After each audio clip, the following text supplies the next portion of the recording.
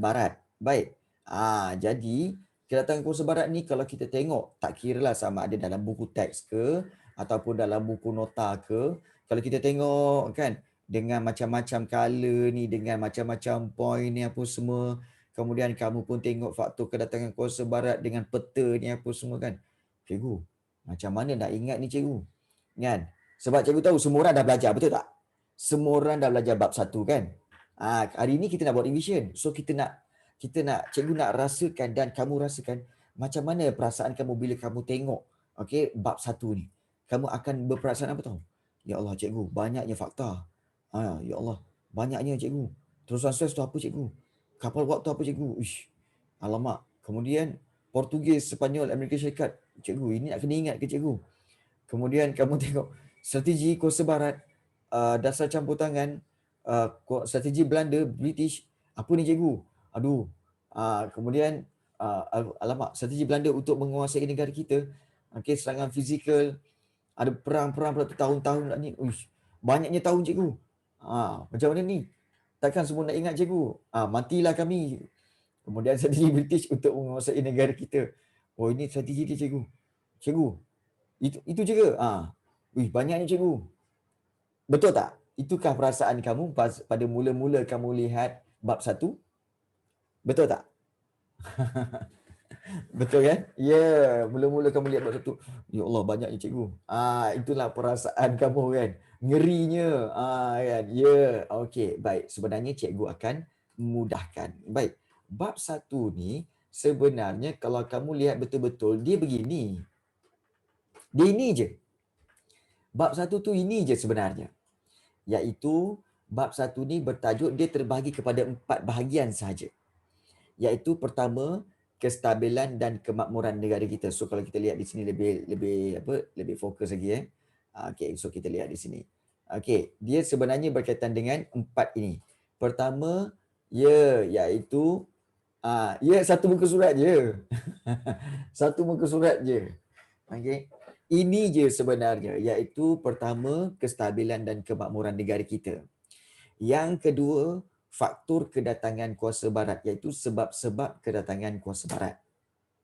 Kemudian yang ketiga, iaitu persaingan kuasa barat, iaitu negara-negara yang terlibat dalam penjajahan itu. Dan yang keempat, iaitu perbezaan strategi kuasa barat, iaitu terbahagi kepada 2. Jenis-jenis strategi dan juga strategi Belanda dan strategi British. Apa yang strategi British yang gunakan dan apakah strategi yang Belanda gunakan. So, itu sahaja. Ini je lah sebenarnya. Kita boleh cerita sebenarnya dalam satu muka surat. Itu je sebenarnya. Dan ini kita katakan sebagai kita ambil poin penting sahajalah.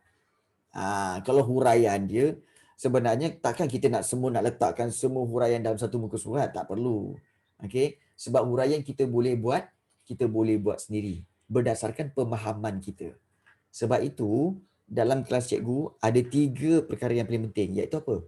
Faham dulu. Lepas faham, barulah apa? Barulah mahir, iaitu mahir apa? Mahir untuk menjawab soalan. Soalan objektif dan soalan struktur serta esei. Kemudian barulah skor. Faham, mahir, skor. Itu je. So ini kita peringkat apa? Faham dulu. Faham bab 1. Baik. So inilah dia secara umumnya. So kalau macam mana nak huraian cikgu? Nak huraian dia senang je. Contohnya begini. Kalau kita lihat bahagian yang pertama, iaitu berkaitan dengan kestabilan dan kemakmuran negara kita. Kita tengok kestabilan dan kemakmuran negara kita.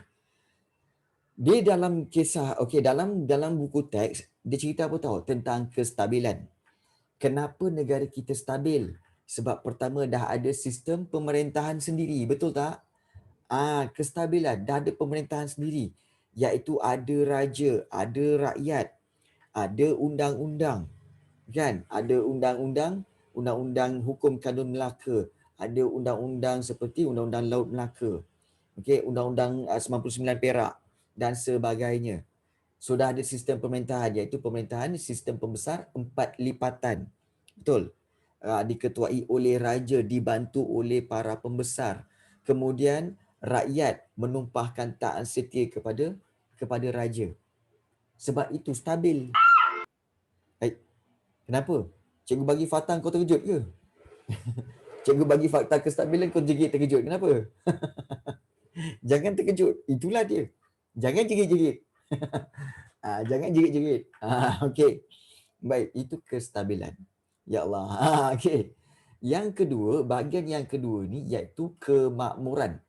Macam cikgu pernah cakap, bagi tahu cikgu apa maksud sebenar makmur? Apa maksud makmur? Okey. Yes, betul. Ramai. Ya. Apa maksud makmur? So, masyarakat kata kaya. Adam kata kaya. Okey. Dia Fisha kata tenang. Lufia kata rich. Dia Fisha kata tenang. Kalau para pelajar yang baru masuk, mungkin dia akan kata apa? Oh cikgu, makmur tu ialah aman, damai, tenang. Salah.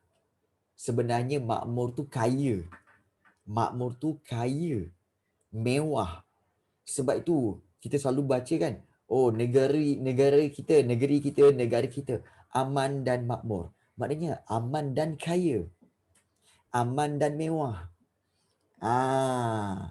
Jadi kena faham dulu. Maksud makmur ialah kaya atau mewah. Kemakmuran maknanya kekayaan atau kemewahan. Jadi kalau kita nak explain tentang kestabilan dan kemakmuran negara kita sebelum kedatangan barat, negara kita memang makmur, negara kita memang kaya. Kaya dengan apa? Hasil alam, hasil bumi, kita ada biji timah, getah dan sebagainya. Okey. Kemudian kita ada hasil laut. Yes, ada emas. Okey, itulah huraian dia tentang kestabilan dan kemakmuran. It's very simple. Kemudian adanya pendidikan. Betul, dalam subtopik ini ada pendidikan. Pendidikan terbagi kepada dua, iaitu pendidikan formal dan informal.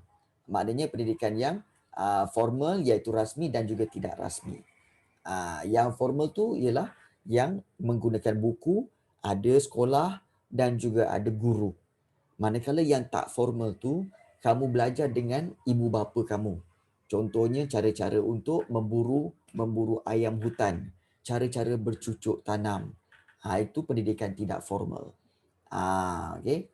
Baik, kemudian barulah bab ini dibuka dengan faktor kedatangan kuasa barat. Okey, setiap tahun ni, setiap abad ni dia ada faktor-faktor yang berbeza.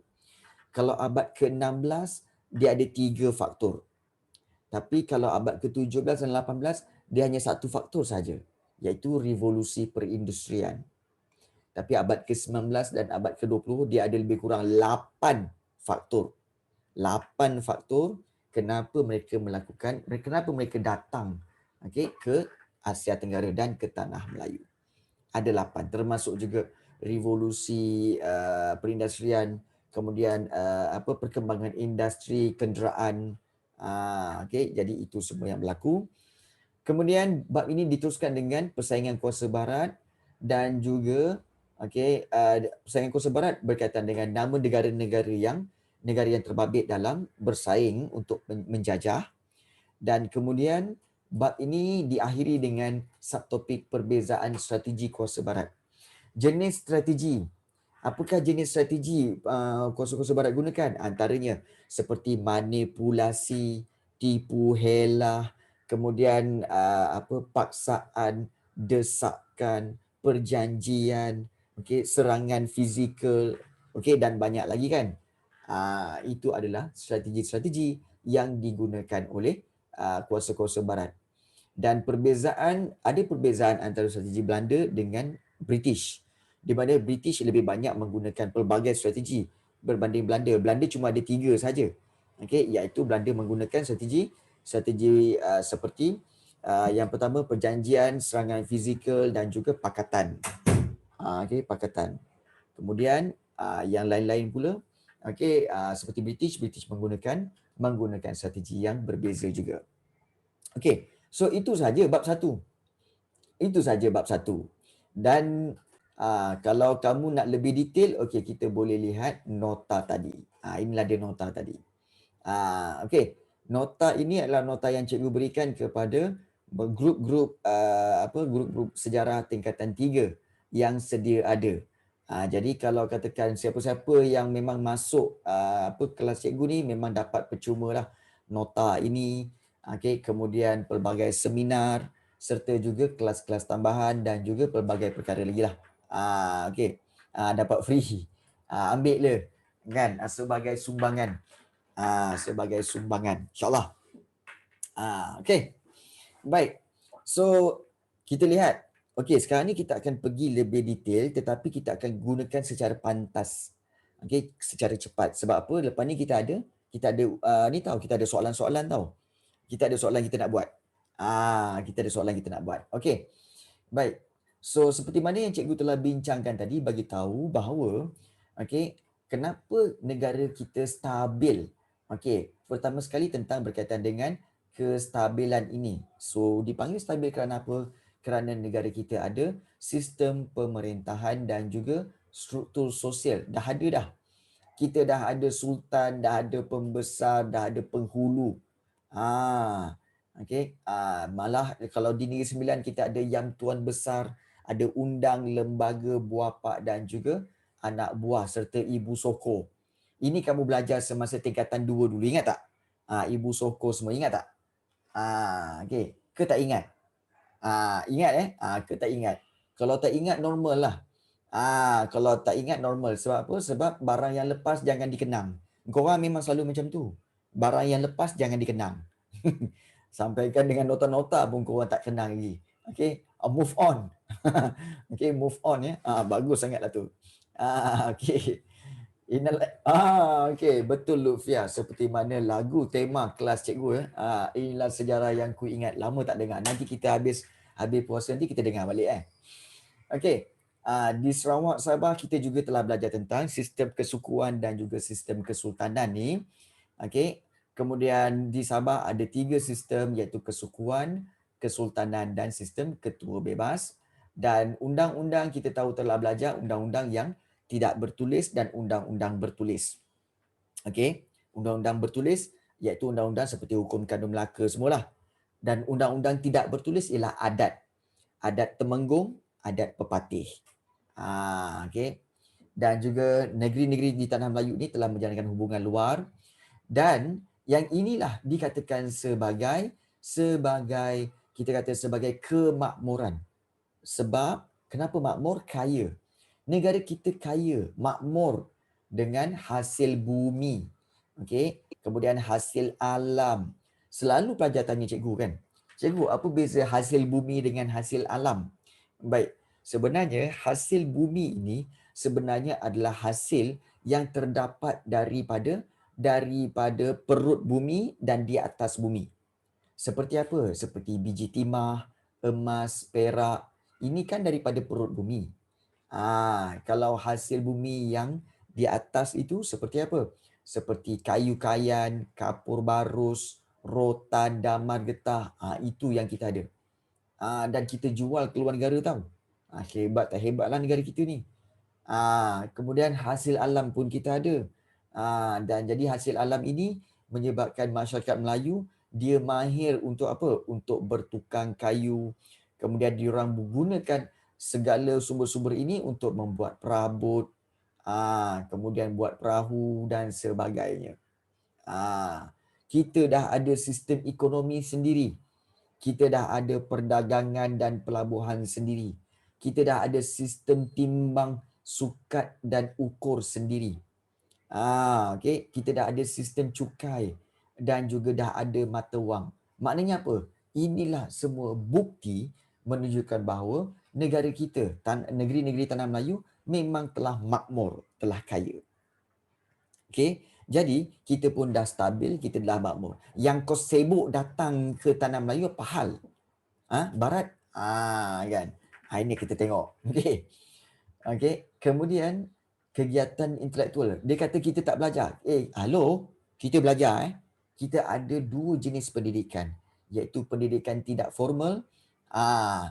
Puasa tak puasa, kan? Puasa tak puasa. Kalau kita marah, kita marah. Kita marah dengan fakta. Kita bukan marah dengan orang. Walaupun puasa. Puasa ni, puasa. Urut ada puasa. Nasib baik Iskandar bagi tahu puasa. Okey, baik. Dalam miskin kan. Okey. Tapi nak marah kat ni. Okey, kita lihat negara kita dah ada pendidikan tak formal dan pendidikan yang formal. Kita dah ada dah pendidikan, dah belajar dah. Dah belajar dah. Berkaitan dengan pendidikan formal dan tak formal. Tapi dia orang ni sibuk juga nak datang apa pasal. Kenapa? Kita tengok. Faktor-faktor kedatangan kuasa barat. Kau apa hal nak datang sini sibuk sangat? Okey. Jadi kita tengok bukan seorang, bukan dua orang. Kita tengok ramai.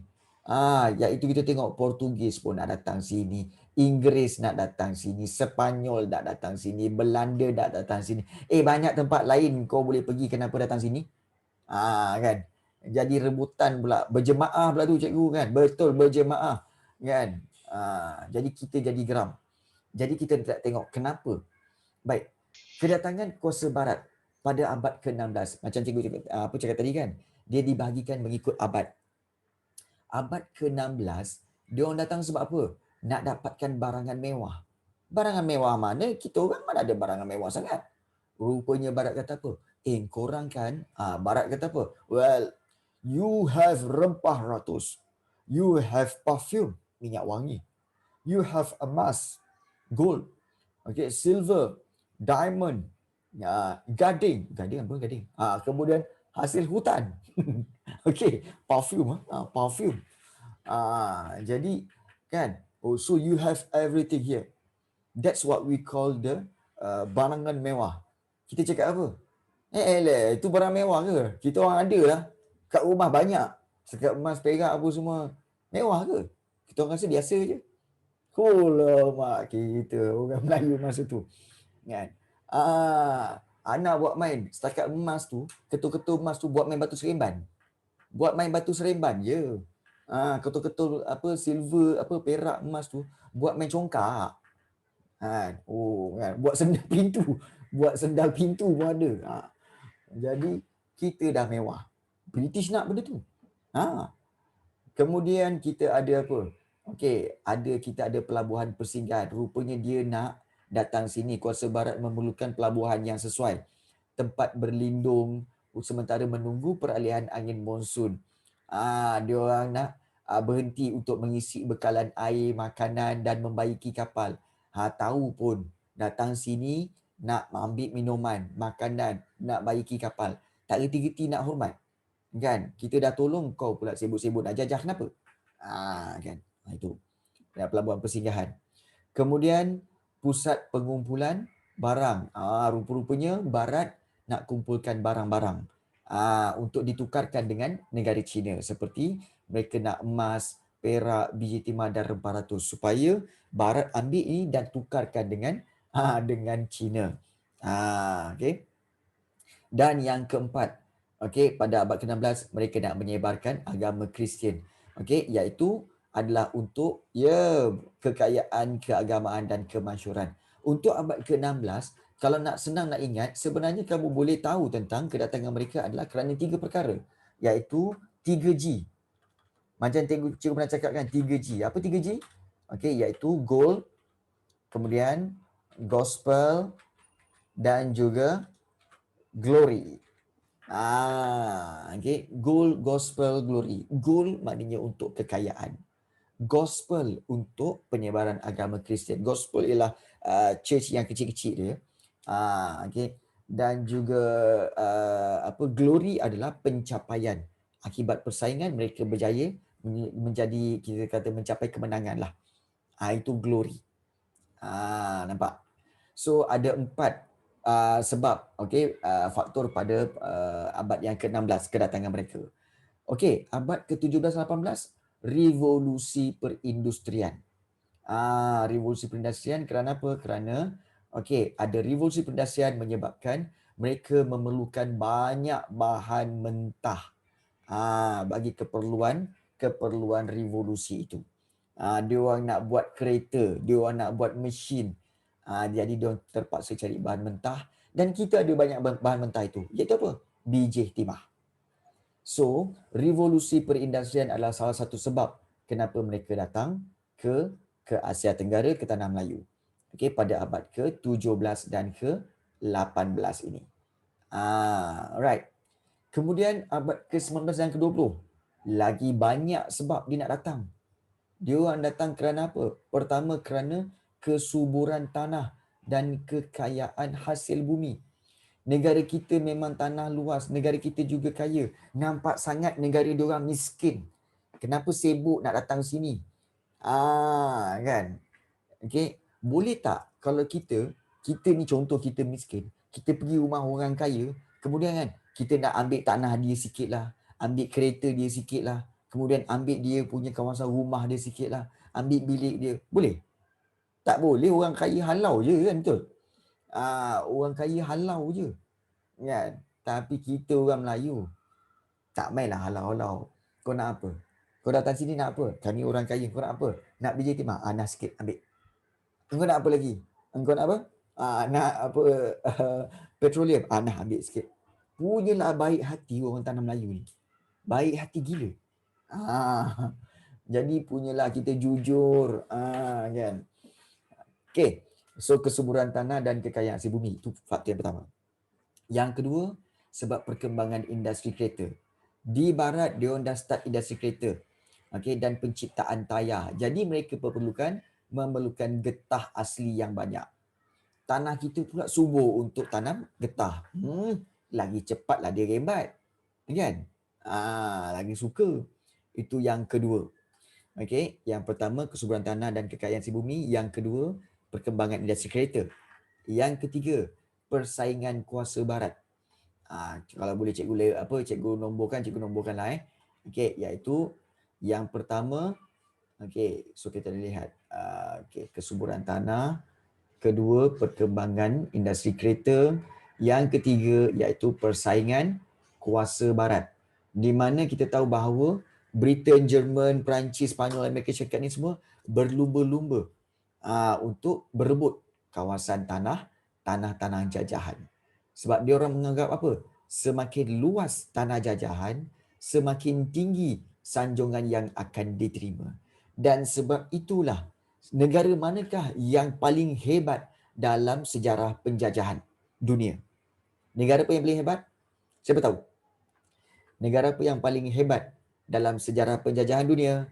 Negara yang paling hebat tak lain tak bukan ialah British. Sebab British telah menguasai hampir 25% daripada permukaan bumi ni 25% telah dikuasai oleh Britain. Okay. Hebat tak hebat lah. Kan? Kemudian, ya betul, baru tadi ada dalam video kan. Yang keempat, slogan beban orang putih dan juga tugas menyebarkan tamadun. Sebab kuasa barat ni sering menggunakan pelbagai slogan untuk mewajarkan tindakan diorang datang ke sini tau. Iaitu mereka menyatakan apa? Bahawa apa tau? Peradaban mereka lebih tinggi berbanding dengan kebudayaan. Betul lah Mira. Diorang orang putih kata apa? Dia datang ke Tanah Melayu, dia pakai dengan kot dia, dengan topi dia, dengan kasut, dengan seluar. Dia tengok orang Melayu relax je. Tak pakai baju, pakai seluar je. Berjalan kaki semua tak pakai slipper, kaki ayam, relax je. Kadang-kadang pakai baju, kemudian ada keris di sebelah. Pakai tanjak macam tu je. So dia orang datang, dia tengok apa? Well, dia orang ini belum bertamadun lagi. Uncivilization. So this is our job. This is white man's burden. Inilah tugas kami untuk memajukan tanah Melayu ini. Kerana kamu semua ketinggalan zaman dan tak bertamadun. Kalau dia cakap depan cikgu, memang cikgu lempang. Memang cikgu lempang. Kau ingat kau tak bertamadun, kau ingat kau hebat sangat ke? Kau dah tanggap nak harta kami kan? Betul. Kan? Jadi kan? Padahal dia lagi tak bertamadun. Kita tahu cerita dia, malah nak cerita je kan. So antara slogan yang dia gunakan iaitu beban orang putih dan juga tugas menyebarkan tamadun. Kemudian perkembangan industri mengetin. Sebab di Amerika Syarikat dah mula penggunaan biji timah untuk industri mengetin makanan, mengetin minuman. Okey. Jadi kesannya harga biji timah ni melambung, sebab itu British datang ke Tanah Melayu untuk ambil biji timah kita. Nak buat tin minuman je, tin makanan je, kan? Tapi dia ambil biji timah itu di negara kita. Itu perkembangan industri mengetin makanan. So itu faktor yang kelima. Faktor yang kelima. Kemudian, so kita lihat seterusnya berkaitan dengan penciptaan telegraf. Telegraf ini membolehkan ahli perniagaan menghubungi ejen atau wakil di alam Melayu dengan pantas. Jadi telegraf ni lebih kurang macam telefon zaman sekarang lah. Macam telefon lah. Tapi bukan dia bukan hantar signal suara tapi dia hantar signal untuk dibaca. Telegram lain pandai. Telegraf lain, telegram lain. Okey. Kemudian pembukaan terusan Suez.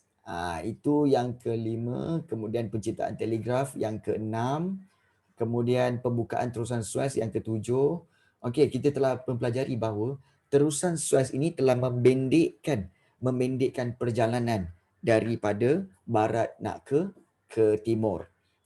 Telah memendekkan perjalanannya. Jadi itu pembukaan terusan Suez, dan terusan Suez berada di kawasan bersebelahan Laut Merah, iaitu di kawasan sebelah Mesir. Kita pernah pergi. Cikgu pernah bawa kamu pergi tengok terusan Suez. Okey. Dan yang ke-8, kita lihat penciptaan kapal wap. Kapal wap ini membawa muatan yang banyak, perjalanan lebih cepat, jimatkan kos dan memudahkan penghantaran barang dagangan. So, itu 8 sebab yang menyebabkan mereka datang menjajah di Tanah Melayu pada abad ke-19 dan ke-20. Maknanya kalau ikut susunan abad ke-16 satu, abad ke-17-18 satu, abad 19 dan ke-20. Baik, so abad ke-16 ada 4 faktor. Abad yang ke-17-18 ada satu saja faktor dia. Tetapi abad ke-19-20 ada 8 faktor. Kenapa diorang tak beli je dengan harga murah? Sebenarnya pada peringkat awal diorang beli bahan mentah pada peringkat awal, tapi oleh kerana masalah dalaman negara kita. Perasan tak? Kita belajar kan, negeri-negeri Selat, negeri Melayu bersekutu, kan? Kenapa British masuk? Sebab apa? Berlaku konflik dalam negeri itu sendiri kan? Kita sendiri tak bersatu kan? Kita tak bersatu, sebab itu diorang ambil kesempatan. Ingat tu. Kita kena bersatu. Kalau tak bersatu, ada orang yang ambil kesempatan. Ingat tu. Baik, inilah dia kuasa-kuasa imperialis yang cuba untuk mendapatkan tanah jajahan kita. Terdiri daripada Portugis, Spanyol, Amerika Syarikat yang nak Terengganu, kemudian Jerman nak Pulau Langkawi, Rusia dia nak kawasan Ujung Salang, British nak Brunei. Dia ingat dia orang ni pergi ke pasar ke memilih-milih negeri ni? Kan? Dia ingat apa? Kan? Belanda pula dapatkan seluruh kepulauan Hindia Timur. Okey, bagi tahu cikgu apa maksud, di manakah zaman sekarang yang dimasukkan dengan kepulauan Hindia Timur? Kat mana kepulauan Hindia Timur tu sekarang? Indon kot. Okey. Baik. India tidak. Sebenarnya kepulauan Hindia Timur ini sekarang ini dipanggil Indonesia. Indonesia. Dulu dipanggil Hindia Timur. Sekarang ni dipanggil Indonesia. Dulu Kepulauan Hindia Timur itu. Kemudian Perancis berusaha luaskan kuasa ke Indochina dan merancang membina terusan di Serentingkra, dan keluarga Brooke ingin memerintah di Sarawak. Jadi ini adalah dikatakan sebagai peluasan kuasa oleh kuasa-kuasa barat. Banyak kuasa barat. Okey, so ada yang tanya Indochina tu apa pula? Bagus soalan tu. Baik. Indochina. Indochina sebenarnya adalah gabungan 3 buah negara. 3 buah negara Indochina ni gabungan 3 buah negara, iaitu Laos, kemudian Vietnam, dan satu lagi iaitu Kemboja. So Laos, Vietnam, Kemboja telah dijajah oleh Perancis. So Perancis gabungkan 3 negara ini menjadi Indochina. Sebut-sebut Indo ni teringat Indomie. Amirah, Baru pukul, nak dekat pukul 12. Jangan sebut pasal makanan. Lambat lagi. Lambat lagi. Okey, lambat lagi nak buka puasa. Sabar. Sabar, sabar.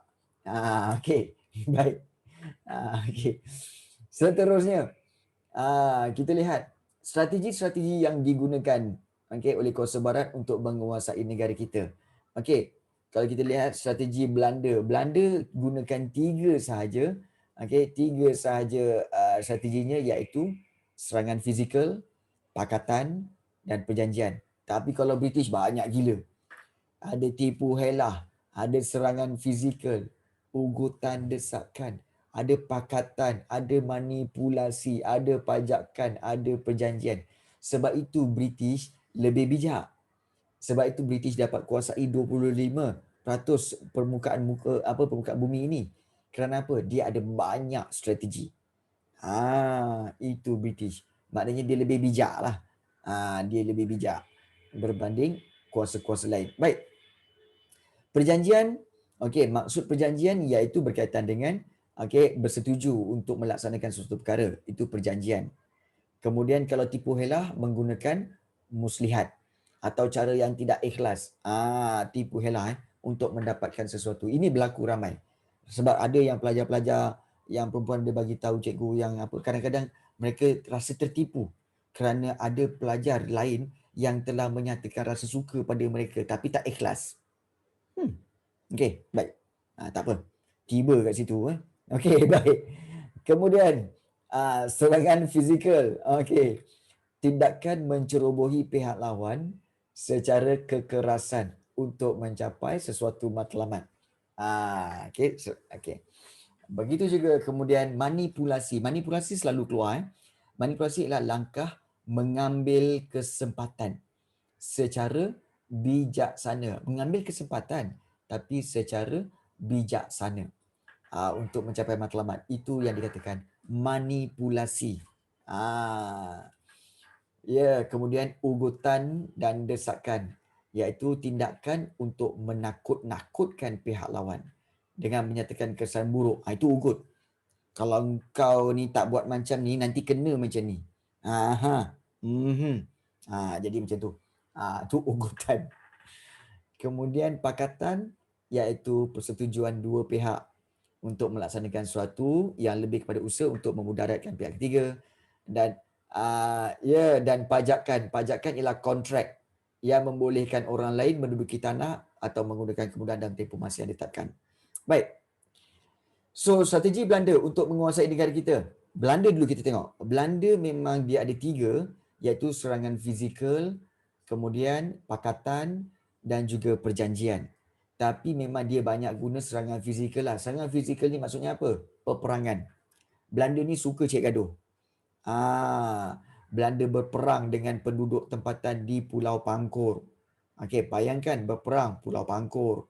Kemudian Belanda berperang dengan Angkatan Selangor dan Rembau. Kemudian Belanda berperang dengan Johor.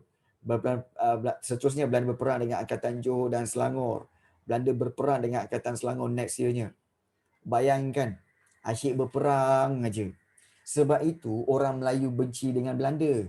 Sebab itu orang Melayu bila benci dengan Belanda, dia sebut nama-nama benda yang orang Melayu tak suka dengan nama Belanda. Contoh, ayam Belanda. Kan? Ayam Belanda. Itu tandanya apa? Tak suka lah tu. Kan? Ayam Belanda. Paku Belanda. Durian Belanda. Itu semua. Kenapa bila tak Belanda? Sebab benci dengan Belanda. Benci dengan Belanda. Betul Fiah. Ini betul tau. Betul. Ni ayam Belanda. Ayam Belanda kan teki kan? Ayam Belanda kan? Orang Melayu makan tak? Ayam Belanda orang Melayu tak makan. Tapi dia punya rupa tu, ayam Belanda tu, dah lah buruk. Lepas tu dengan besarnya kan. Lepas tu bunyi klok-klok-klok macam tu kan. Jadi orang Melayu tak suka. Jadi orang Melayu kata apa? Kan? Ini aku benci ayam ni. Macam aku benci Belanda. Ni ayam Belanda. Kemudian paku Belanda. Paku Belanda ni, paku yang tak ada dia punya kepala tau. Dia straight aje. Dia straight je paku tu. Bila ketuk dalam kayu, bila ketuk dalam kayu kan. Kemudian kalau nak cabut balik tak boleh sebab tak ada kepala. bengang. Ah, kau ni sama aku benci kau macam aku benci Belanda. Nah, paku Belanda. Paku Belanda. Betul. Ah, dan satu lagi durian Belanda. Kenapa durian Belanda? Tengok kat luar duri. Ingatkan durian. Betul. Kat luar duri, ingatkan durian. Bila buka rupanya tak ada isi durian pun. Putih je isi je. Tapi di luar ada duri. Ingatkan durian. Tertipu aku. Aku benci buah ni. Kan? Durian Belanda. Macam aku benci Belanda.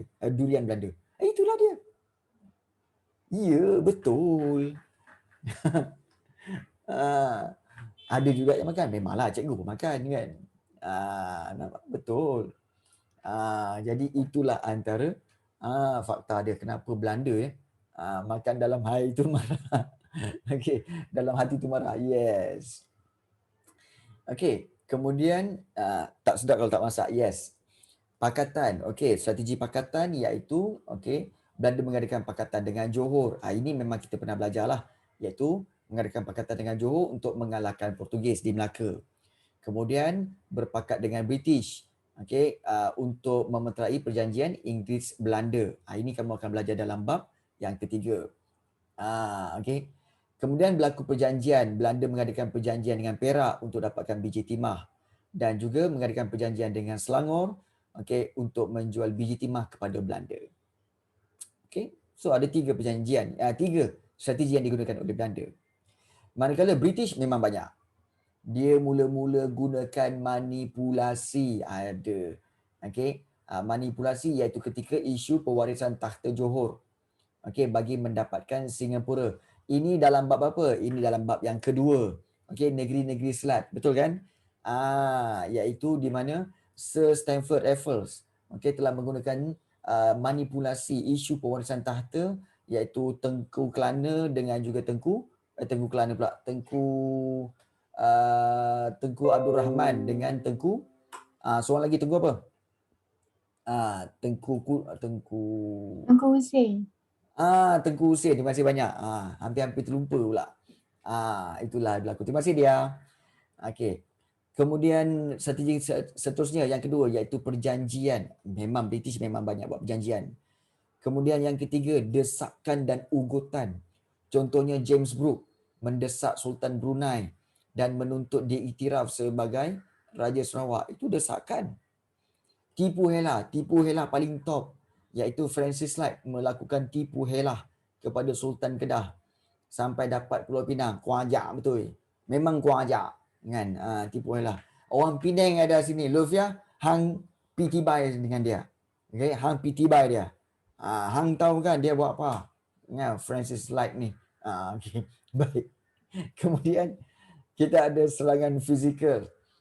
British menyerang Nanning dan British membedil Kuala Terengganu. Kemudian ada pakatan. British dan Belanda berpakat memeterai perjanjian Inggeris Belanda dan pajakan iaitu syarikat Borneo Utara British. British berjaya meluaskan pengaruhnya ke atas Sabah. So itu melalui pajakan. So tamatlah. Tamat bab yang bab pertama. Membedil tu apa cikgu? Membedil tu maknanya menembak menggunakan meriam. Membedil tu menembak menggunakan meriam yang bertalu-talu. Okey.